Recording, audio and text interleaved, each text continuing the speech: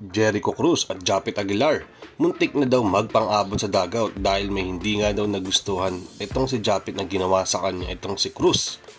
At Greg Zila, matunog na naman nga, natapos na daw ang kontrata niya sa MPBL. Anong kupunan kaya ang kukuha sa kanya sa PBA? Magnolia ba or Barangay Ginebra?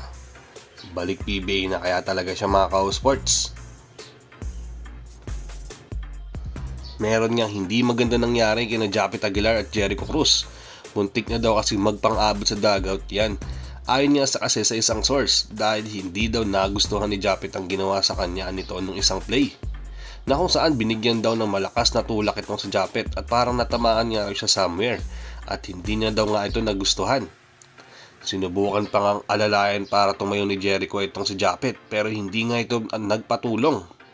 Kilala din kasing fighter itong si Aguilar mga ka-sports pagdating nga sa mga ganyan at alam niya kung sadya or hindi nga sadya ang ginawang pananakit sa kanya.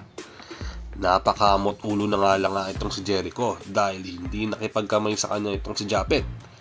Hindi rin natin sila masisisi mga ka-sports dahil nasa playoffs nga ito at talagang both teams ay gusto nga manalo at maka-advance sa series.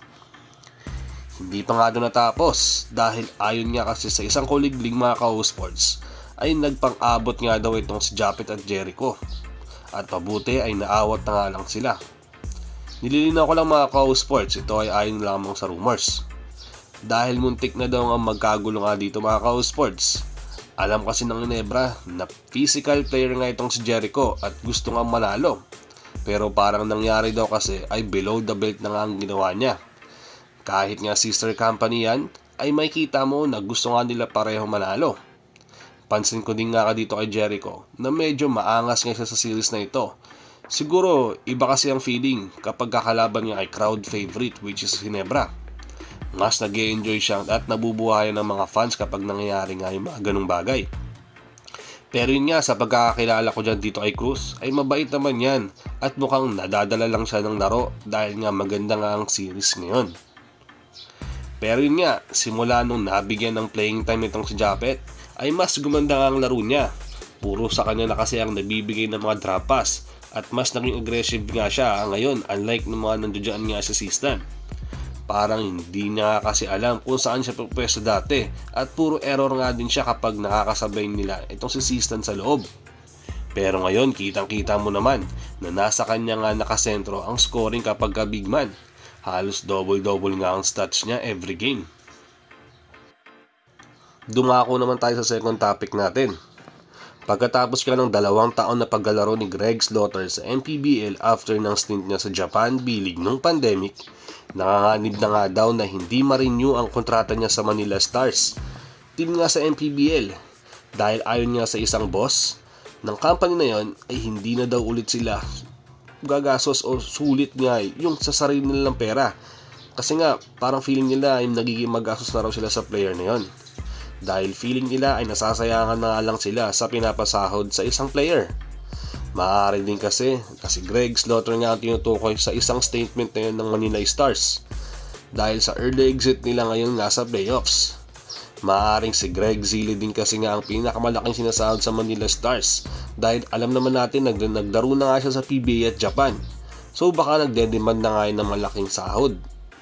Pwedeng umabot nga daw ng 1 million per month ang dinedemand niya. Tapos sa pag-observe naman nila kay Greg Zila parang hindi nga ganun kasolid ang laruan niya.